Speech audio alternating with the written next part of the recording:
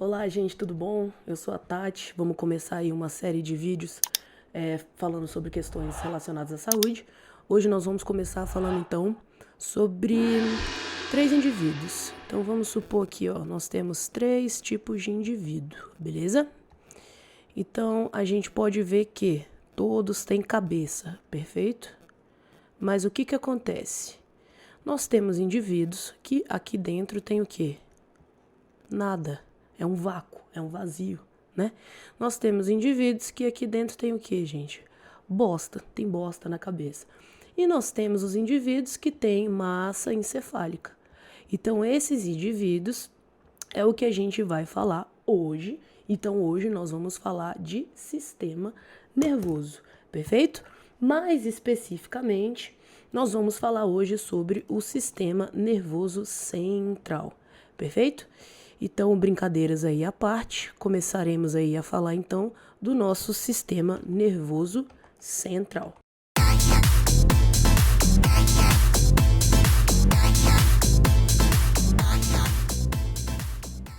Perfeito? Então vamos lá. Nosso sistema nervoso, gente, o que é o sistema nervoso? Nós vamos ver isso nessa aula. Nós vamos ver também anatomia encefálica. Por que a gente não fala mais cerebral? Porque o cérebro, gente, ele é uma parte aí desse conglomerado de órgãos que nós temos na cachola. Então, quando a gente fala de cérebro, a gente abrange apenas uma parte. Quando a gente fala de encéfalo, a gente abrange todo o conjunto aí desses órgãos. E nós vamos falar também sobre a fisiologia, como é que funciona aí a cachola alheia, né? E a nossa também. Então, primeiramente, a definição de sistema nervoso. Por que o sistema nervoso existe? O que é o sistema nervoso? Bom, o sistema nervoso, como o nome já fala, é um sistema para deixar a gente puto, né? Nervoso. É isso, gente. Muito obrigado. Até a próxima aula. Então, o sistema nervoso, ele é uma rede de comunicações e essa rede de comunicações vai representar o quê? Dentro do nosso corpo, gente, a gente tem diversos órgãos. Esses órgãos, eles precisam executar a função deles, né? Então, eles existem por um propósito e, para que eles funcionem, eles precisam exercer a função deles. Então, para que eles consigam funcionar, para que eles consigam exercer a função deles, eles precisam seguir como se fosse ali uma matriz, né? Alguém lá de cima que vai fazer com que eles sigam corretamente essa função.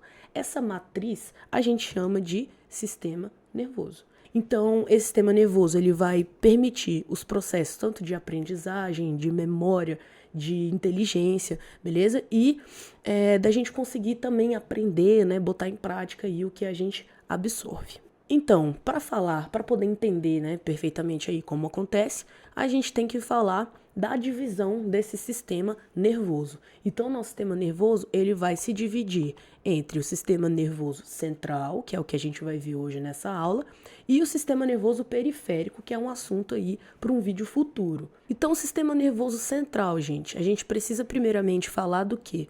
A gente precisa falar da anatomia aí desse sistema nervoso central, mais precisamente o que? Do encéfalo. Por quê? Porque o sistema nervoso ele vai ser dividido entre encéfalo e medula espinhal ou medula espinal, é a mesma coisa. Então aqui, gente, nós temos aqui, né, um lindo desenho que eu que fiz, por favor, não falar mal, de um encéfalo, perfeito? E aí nós temos aí algumas divisões nesse encéfalo. Então nós temos aí a primeira parte é o que a gente chama de cérebro. Então, esse aqui é o cérebro. Cérebro, misericórdia. A letra tá linda, parece que eu tô com hipoglicemia, porque eu estou me tremendo. Tô zoando, eu nem tô, mas a letra tá palha mesmo.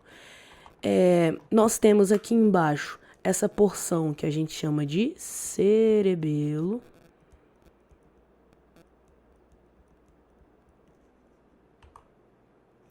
Nós temos aqui embaixo, então, a nossa medula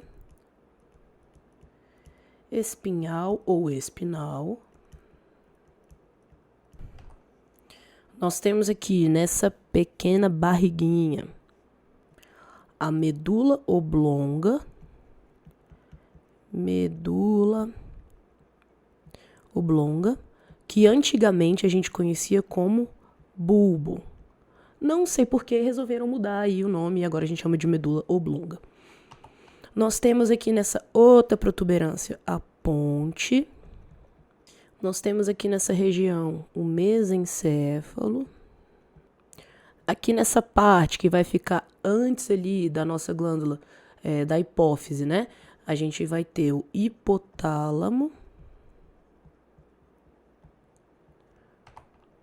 E atrás aí nós temos o tálamo. Perfeito? Então, o nosso sistema nervoso central, ele vai ser protegido aí por algumas camadas, né? E essas camadas a gente chama de meninge. Então, todos os nossos órgãos, eles são protegidos aí por uma camada. Por quê? Porque, imagina aqui comigo, se a gente vai fazer aí um transplante de órgão, beleza? De coração. Aí a gente pega o coração, eu coloco dentro de uma caixa, beleza? Sem nada, só o coração e a caixa. E a gente sai para fazer esse transporte. E aí, durante o trajeto, a gente tá no carro, alguém passa por cima de um quebra-mola. Eu vou pegar a caixa e vou sacudir. No que eu sacudir, concorda comigo que o coração lá dentro, só ele e a caixa, ele vai bater em todas as paredes da caixa? Isso pode causar o quê? Isso pode causar lesão ali na parede do coração. Então, agora a mesma situação, só que eu vou colocar envolvido ali num plástico bolha, né? Vamos supor, né, que sei lá, que tem como fazer isso, não é o caso, mas vamos supor. Vou colocar envolvido ali no plástico bolha, vou colocar jornal ali dentro da caixa para poder, né, fazer uma proteçãozinha e vou colocar ali um pouquinho de água para ele poder ficar submerso ali na água. E aí, quando eu sacudir, que a gente passou em cima do quebra-mola, ele não vai sofrer tanta lesão ali com a parede da caixa. Concorda comigo? Então, nossos órgãos, eles precisam também desse tipo de estrutura, justamente para eles não sofrerem lesões ao baterem ali contra os nossos ossos, beleza? Então, os nossos ossos vão servir também de proteção, né? Além da parte de estrutura, mas nós vamos também ter essa camada de proteção. Então, quando a gente fala, por exemplo, dos órgãos abdominais, a gente está falando da camada de proteção que a gente chama de peritônio. Quando a gente está falando do coração, tem uma camada que protege, que a gente chama de pericárdio. Quando a gente está falando do pulmão, tem uma camada também que vai proteger, que a gente chama de pleura. E o cérebro vão ter aí 3 camadas também, que a gente chama de meninge, beleza? Então, as meninges são essas camadas aí para proteger. Então, de fora para dentro, essa parte cinzazinha a gente vai chamar de crânio, né? Então, são os ossos do crânio. Essa parte aqui de fora a gente chama de dura mater. Dura mater. E o nome já é literalmente isso, né? Uma camada mais robusta, uma camada mais dura, justamente para fazer a proteção. Essa parte de dentro a gente chama de aracnoide. Por quê? Porque no meu desenho não dá para ver, mas essa região aqui, ela tem uns filamentos que lembram aí teia de aranha. E aí, por isso, ela recebeu esse nome de aracnoide. E a parte de dentro, né, que é a parte, na verdade, esse está além, né, mas é até aqui assim, ó, nessa partezinha verde. Então, é a parte mais interna aí, né, uma parte mais íntima aí com o encéfalo. E essa parte mais fina a gente vai chamar de pia mater. Então, essas são, né, as meninges, são as camadas de proteção que o cérebro tem, beleza? Na verdade, o encéfalo, tá vendo? É complicado, né, gente? Mas é encéfalo. E aí, entre essas camadas, como eu falei pra vocês, lá no meu exemplo, que eu peguei uma caixa, coloquei o coração lá dentro, coloquei água lá dentro. Nesse caso aqui, a gente não vai botar água, a gente vai colocar o quê? Na verdade, a gente não coloca nada, né? Na verdade, quem nos criou, colocou. Então, nesse sentido, aqui dentro tem um líquido, que a gente chama de líquor. Então, o líquor, ele nada mais é que o líquido céfalo-raquidiano.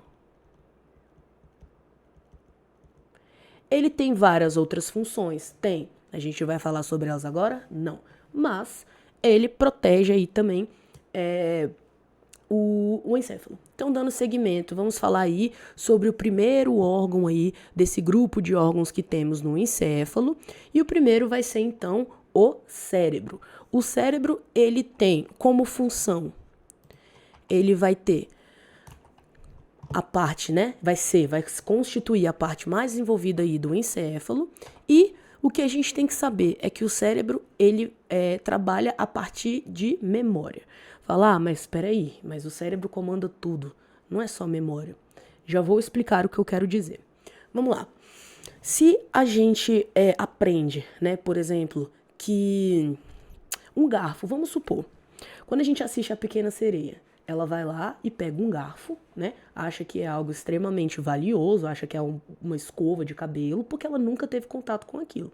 A gente, por já ter tido contato com garfo, a gente sabe que é um instrumento ali que a gente usa para espetar e comer, né? A gente usa ali para poder se alimentar. Então a gente não vai passar no cabelo, né? Não em sã consciência, e a gente também vai achar que ele é valioso, né? Assim, não como a Pequena Sereia achou que fosse. Então, gente, quando a gente hoje em dia, que a gente já teve contato aí com esse garfo e a gente vê um garfo na nossa frente, a nossa cabeça já sabe, a gente já sabe que é um instrumento usado para poder se alimentar. Então, a gente já aprendeu isso. Isso ficou armazenado em forma de memória, beleza? Então, o nosso cérebro, ele é responsável por essa memória. Então, gente, na memória nós temos aí a memória de curto, a memória de médio, a memória de longo prazo. E o nosso cérebro também vai trabalhar de outras duas formas. Quais? A memória de repetição e a memória de associação. Então, a memória de repetição, por exemplo, é o nosso nome. A gente, de tanto ouvir, de tanto falar, de tanto nos apresentarmos, nós sabemos que nosso nome é tal. Então, se alguém já perguntar qual que é o seu nome, você já logo responde. Se você quiser, né, passar o seu nome de verdade. Então, porque já ficou na sua cabeça por memória. Então, o seu cérebro foi responsável por isso. E associação? Associação, na verdade, ela vai utilizar aí de vários outros órgãos para fazer você lembrar de determinada situação. Por exemplo,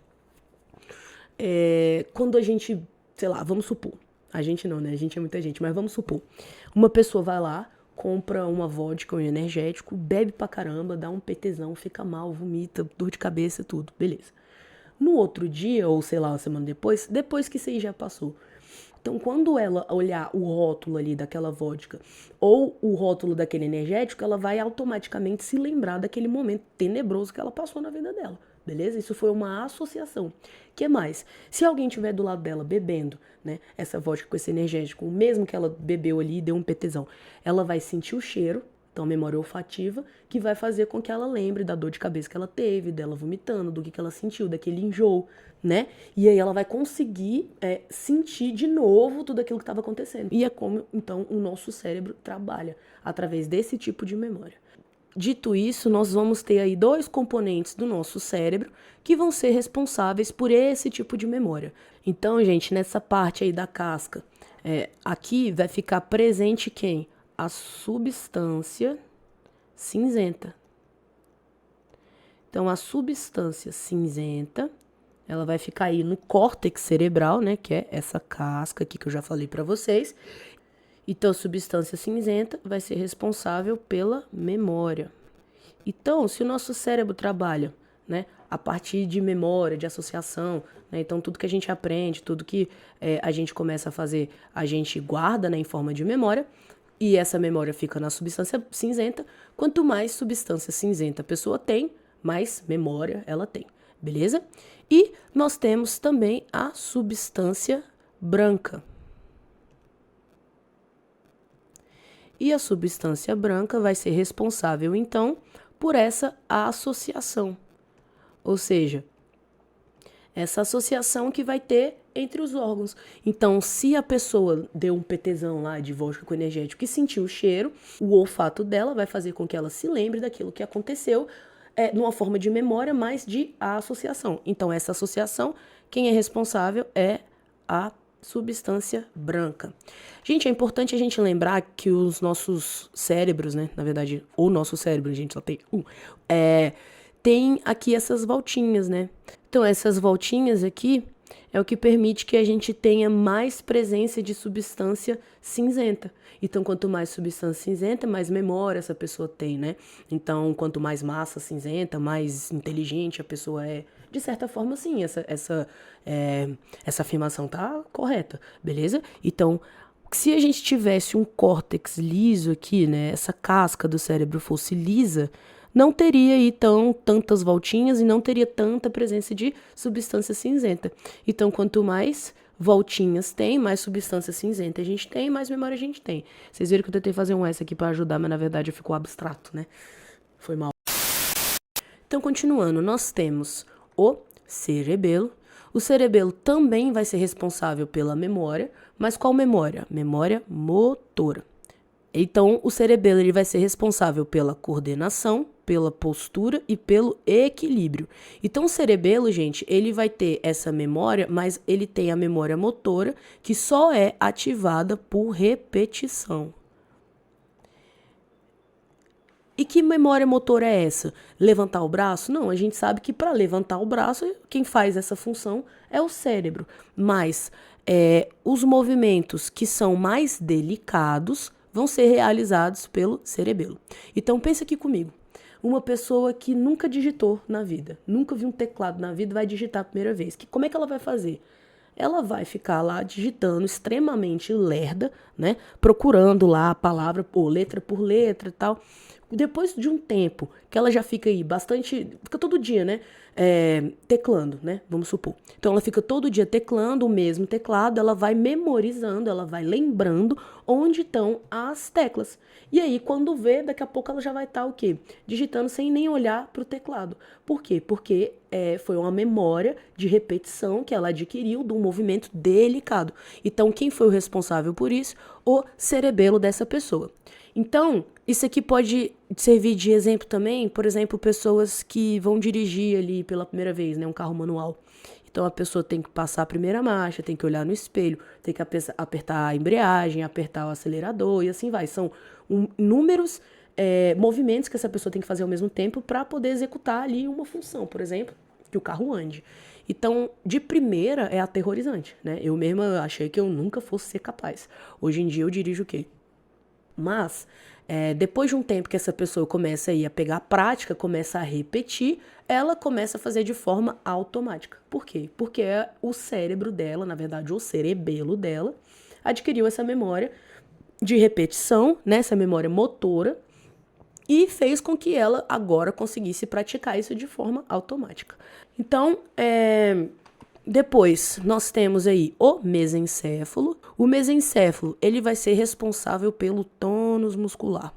O que é tônus muscular? Você já sabe? Então tá bom. Tchau, gente. Até a próxima.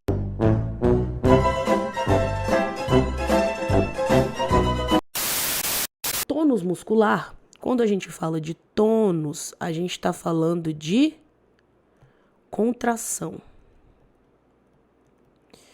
Então, o tônus muscular é o quê? Contração muscular. Perfeito? Gente, uma coisa. Eu sei que é bem difícil na área da saúde, a gente fica falando sempre sobre termo técnico e sigla, esse tipo de coisa, principalmente de nós enfermeiros, né, que a gente tem mania de ficar escrevendo as coisas por sigla e termo técnico. Eu não sei te dizer, é uma seita, né, que a gente entra ali logo depois que a gente faz a colação de grau. Tô brincando, pelo amor de Deus. Mas, pensando nisso, eu resolvi fazer aí um e-book para poder ajudar com esses termos técnicos, que eu sei que é chato. Então, eu reuni mais de 300 termos técnicos, coloquei num e-book. Você pode adquirir aí com cupom de desconto, né, de 20% de desconto, que eu vou estar dando, vai estar aí na descrição do vídeo. E esse e-book você pode, depois que você baixar, você vai usá-lo de forma online, 100% online. Então, o que é cianose? Paciente cianótico. Você vai lá, clica no seu e-book, no PDF do seu e-book, coloca ali um F3, na realidade a função do F3, né, mas você pode usar pelo celular, pelo tablet, vai usar ali essa função, como se fosse um F3 onde quer que você esteja com esse seu e-book, e vai escrever lá cianose, ele já vai te dar um significado. Perfeito? Então, pensando em ajudar, eu fiz aí esse e-book, vai estar com 20% de desconto no cupom que vai estar aqui na descrição. Perfeito? Então, vamos continuar. Então, o tônus, gente, tônus significa contração. Então, para a gente poder fazer qualquer tipo de movimento, né? Então, levantar o braço, respirar, andar, até as batidas do coração, precisa de contração muscular, precisa de tônus muscular.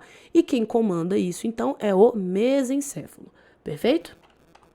A ponte beleza? Que leva esse nome porque ela faz literalmente a ponte entre o córtex e o cerebelo.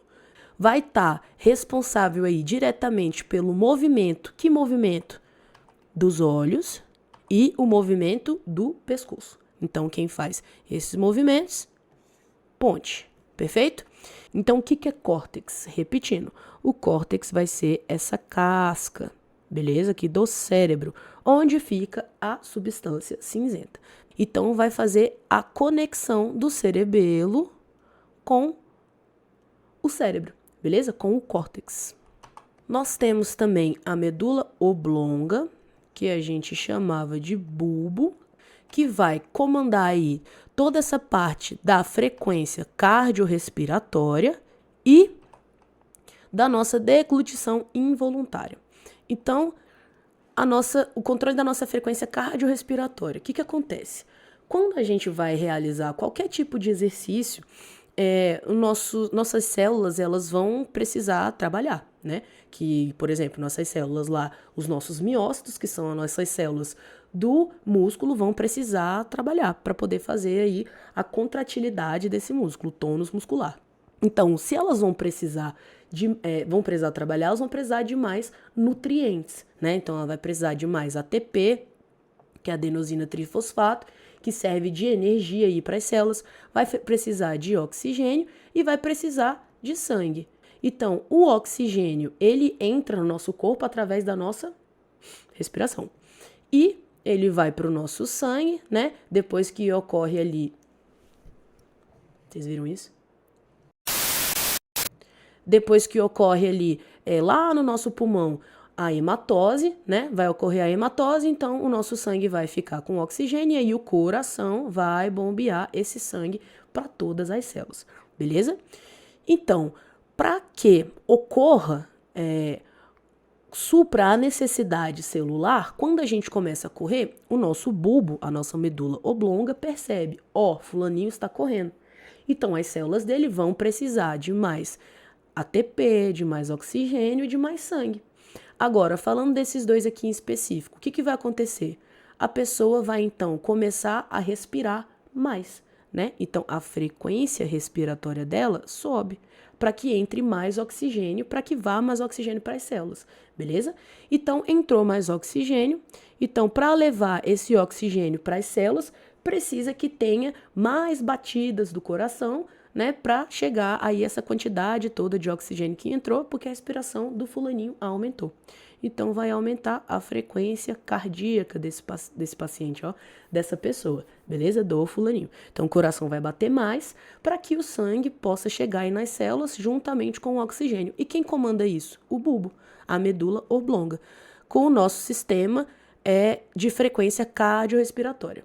Quando a gente for falar depois da nossa aula de gasometria, a gente vai ver que existe alguns sistemas de compensação, né? Que quando a pessoa fica, por exemplo, com bastante CO2 ali no corpo dela, né? No sangue dela, o CO2, que a gente vai chamar de dióxido de carbono, ela tende a ficar com o sangue com um pH mais baixo, né? Então, o pH mais baixo, a gente fala que o sangue está mais ácido. E uma medida de mudar, né? Esse quadro aqui é aumentando a frequência respiratória. E aí também quem vai comandar vai ser a medula oblonga, vai ser o bulbo, beleza? Mas isso aí fica para nossa aula de gasometria. Mas aqui é importante a gente lembrar, então, que o controle da frequência respiratória, cardiorrespiratória, quem vai fazer é o bulbo, a medula oblonga. E a deglutição involuntária. Fala, meu Deus, quem é que tem deglutição involuntária? Quando eu quero engolir, eu vou lá e engulo, né? Não passo a página, passei sem querer. Mas, gente, a gente tem que lembrar aqui que, por exemplo, a gente acaba fazendo algumas coisas involuntariamente. Então, se você pegar uma balinha e ficar aí mascando a balinha horas e horas e horas e horas, até a hora que você vai engolir, que você vai nem perceber, você vai engolir. Por quê?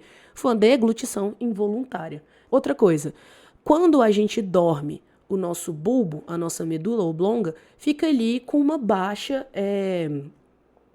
atividade, né? Então, tem pessoas que quando dormem começam a o quê? A babar. porque essa parte da deglutição involuntária vai estar diminuída, porque a atividade do bulbo vai estar diminuída, e aí a pessoa acaba tendo esse acúmulo de saliva que sai e fica ali no travesseiro. Outra coisa, gente, pessoas ou seres vivos que contraem raiva. Já ouviram falar que seres vivos que contraem raiva ficam com a boca espumando? Por quê? Porque esse quadro clínico aqui da raiva vai fazer o quê? Uma diminuição da deglutição involuntária. Então, a pessoa vai ter o acúmulo de saliva, na verdade não a pessoa, né? O ser vivo que tiver contraído aí esse quadro clínico. Então, vai ter um aumento ali da produção salivar, não vai ter a deglutição involuntária, e esse acúmulo de saliva vai fazer com que essa pessoa comece a espumar. Perfeito? Então, medula oblonga, que a gente chamava de bulbo, vai ser responsável pelo controle da frequência cardiorrespiratória e da deglutição involuntária. E nós temos o tálamo, que vai agir, gente, com ligação direta ao hipotálamo. Perfeito? O nosso tálamo, então, ele vai ser o responsável pelo centro sensorial. Então, esse centro sensorial, ele vai ser responsável pelo quê? Por todos os sentidos, tá, gente? Menos aqui o olfativo. Então, o olfato, não. Se você estiver anotando, escreva melhor do que eu, de uma forma que dê para entender, beleza? Mas ele vai controlar em todos os sentidos, menos o olfato. Então, os sentidos, eles vão ser, né, distribuídos, aliás, eles vão passar aqui pelo tálamo, e aí eles vão ser distribuídos para o cérebro. Então, o tálamo, que permite que a gente consiga aí distinguir os nossos sentidos, perfeito? E ele vai ser responsável também pelas emoções. Então, quando a pessoa tem uma disfunção talâmica, ou seja, uma disfunção no tálamo, vai ter aí um problema nas emoções. E eu já vou explicar o porquê assim que a gente falar do hipotálamo, perfeito? Então, aqui nossas emoções. E o hipotálamo, que vai ter ligação direta com o tálamo, beleza? Ele vai ser responsável, então, pela homeostase. O que é homeostase, gente? Nada mais é que equilíbrio. Então, equilíbrio. Então, por exemplo, a nossa temperatura, ela não pode ficar nem muito elevada, né? E nem muito baixa. Então, quando a gente está com a temperatura muito elevada, o que acontece? A gente começa a suar. Então, o suor, ele nada mais é que uma tentativa, né, do nosso corpo voltar à temperatura normal, ao nosso corpo voltar à homeostase, perfeito? E quando a temperatura fica muito baixa, a gente começa a tremer, a gente começa a ter calafrio. E esse calafrio nada mais é que o nosso corpo tentando voltar aí para a temperatura normal, tentando adquirir então uma homeostase, perfeito? Outras coisas também vão ser comandadas aí também e no intuito de atingir essa homeostase, na realidade, de continuar, né, na homeostase. Então, por exemplo, quando a pessoa tá com uma baixa ali de quantidade de nutrientes no corpo. Então, tá uma baixa ali de nutrientes, o hipotálamo percebe e ele vai fazer o quê? Vai fazer a pessoa sentir fome, beleza? Então, a pessoa vai sentir fome, ela vai comer, ela vai colocar nutriente para dentro, vai colocar glicose para dentro e assim segue a vida. Que mais? Quando a pessoa, por exemplo, a gente tem lá no nosso rim, a gente tem a gente vai ver isso no sistema renal, mas, dando spoiler novamente, a gente tem ali o controle da nossa pressão arterial. Então, quando a nossa pressão fica muito baixa, o nosso rim, ele percebe, né? Ele vai soltar aí uma série de indicadores, né, para o nosso corpo, falando, ó, tá baixo. E um deles, gente, vai agir aqui no hipotálamo, e o hipotálamo vai fazer com que a gente sinta sede. Vai fazer a pessoa sentir sede. E aí, quando ela bebe água, ela coloca mais volume para dentro, né? E aí o volume circulante aumenta e, teoricamente, a pressão aumenta também. Mas isso aí fica para uma outra aula. Mas é bom a gente entender, então, que a homeostase é o equilíbrio, beleza? Tanto da fome, da sede, do frio, do calor, e é comandada pelo hipotálamo, perfeito? Que mais? O controle hormonal também é do hipotálamo. Então, a hipófise, que é a nossa glândula mestra, ela vai ser controlada pelo hipotálamo. Então, o controle hormonal também vai ser realizado pelo hipotálamo. E o ciclo circadiano. O que acontece, gente? Já ouviram falar de ciclo circadiano? O ciclo circadiano, ele é um ciclo de 24 horas. Mais precisamente, é o ciclo de: a pessoa dorme todo dia, a pessoa acorda todo dia, ela come todo dia, ela vai ao banheiro todo dia, e assim é um ciclo, perfeito? Então, o ciclo circadiano, ele fala da vida da pessoa em ciclos. Então, vamos supor, uma pessoa que dorme todo dia meia-noite, ela acorda 8 da manhã, ela almoça meio-dia, lancha sempre às 4 horas da tarde, ela tem um horário reguladinho dela ir ao banheiro. Então, o ciclo circadiano dela tá o quê? Tá bonitinho. Tá lá seguindo bem certinho aí tudo que tem que seguir. Quando isso aqui começa a fugir do equilíbrio, né? Sai aqui dessa parte de homeostase, sai do equilíbrio, a pessoa começa a ter alguns outros problemas. Por exemplo, uma pessoa que começa, então, um dia dorme 1 da manhã, no outro dia ela dorme 2 da manhã, no outro dia ela dorme meia-noite, no outro dia ela dorme 11, e assim vai. Ela não tem, então, essa rotina. Ela, consequentemente, não vai conseguir acordar 8 da manhã. E se ela acordar 8 da manhã, ela vai ficar muito cansada, não vai? Então, se ela não consegue dormir ou não consegue acordar 8 da manhã, vamos supor que ela acorde meio-dia e meia.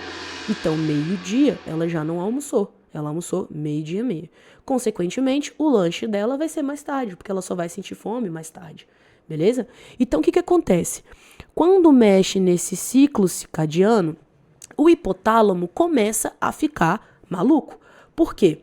Meia-noite, ele já começa a liberar o hormônio que vai dar sono para essa pessoa. Mas a pessoa vai lá e não dorme meia-noite.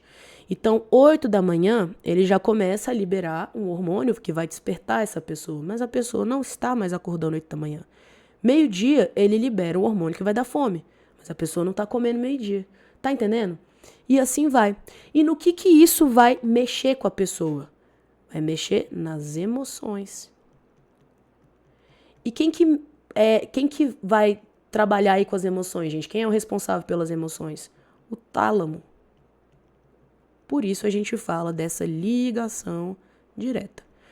Então, a pessoa que fica desregrada, né, de uma maneira geral, ela vai começar a experienciar aí alguns tipos de emoção que podem não ser agradáveis, né? E aí vai mexer diretamente com essas emoções dela. Então, a pessoa pode começar a ficar o quê? Muito ansiosa. Essa pessoa pode começar, então, ter um distúrbio talâmico, né? Na parte das emoções, que a gente chama de ansiedade. E essa ansiedade exacerbada pode levar essa pessoa a um quadro de pânico, não é? Então, a gente está falando de distúrbios talâmicos, que tem a ver com as emoções, que tem a ver com o ciclo circadiano, que tem a ver com o hipotálamo, beleza? Porque é ele que vai lidar, então, com o controle hormonal, com a homeostase e diretamente no ciclo da pessoa. Perfeito? Ficou clara essa parte? Então, vamos lá. E nós temos aí, por último, a medula espinhal ou espinal. Então, gente, a medula espinhal é essa parte aqui do meio que passa entre os ossos da coluna, beleza? Esse rabinho aqui do nosso encéfalo. Perfeito? Então, gente, a importância dela é a seguinte: ela vai fazer comunicação. Comunicação entre quem? Entre o sistema nervoso central e o sistema nervoso periférico. Então, aqui a gente encerra a nossa aula de sistema nervoso central e vejo vocês na próxima aula de sistema nervoso periférico. Perfeito? Vamos fazer o seguinte: toda vez que eu terminar um conteúdo, vou tentar trazer alguns exercícios para a gente poder fazer aí, e vocês deixam dúvida, ou até sugestões, né? Menos crítica, que senão eu vou estar deletando. Tô zoando. Mas deixa aí aqui embaixo, beleza? Nos comentários, e a gente se vê na próxima aula. Beijão para quem ficou até aqui, para quem não ficou, Não tem o que falar, a pessoa já saiu mesmo, né? Então é isso, gente. Beijão.